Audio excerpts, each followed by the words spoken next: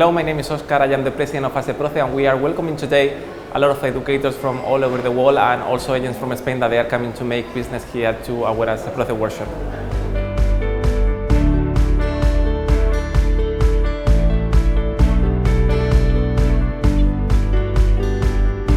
La workshop de Aseproce es la mejor oportunidad que pueden tener los agentes en España para conocer aquí en nuestro país a las mejores escuelas de todo el mundo, agentes, proveedores, escuelas internacionales de Canadá, de Inglaterra, de Estados Unidos.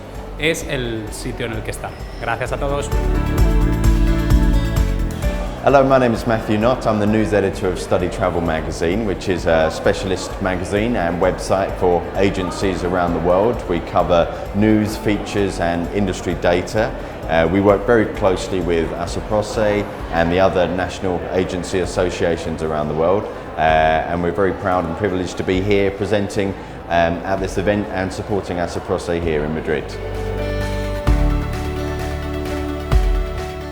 Estamos en el workshop anual que hacemos en Aseproce, una oportunidad fantástica para todos los proveedores y para todas las agencias de encontrarnos, pasar un rato muy agradable y hacer business. ¡Chao!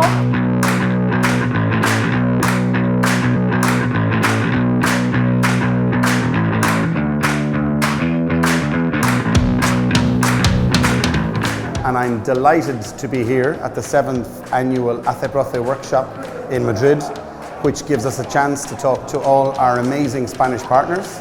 And for us, it's a super opportunity to talk about what happened this summer and what we're hoping is going to happen next summer, and for us to get programs and products ready for you, the students.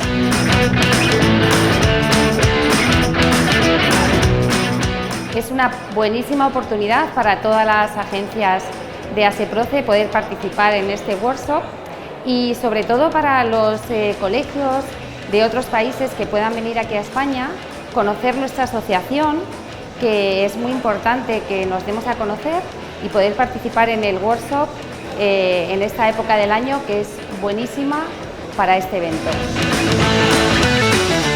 Hi, my name's Laura Cook and I'm from Middleton School.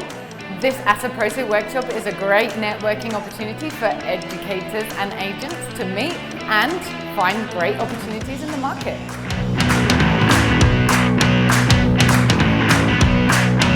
Bueno, este evento, que ya llevamos 7 años, realmente es el evento más importante que tenemos dentro de la asociación.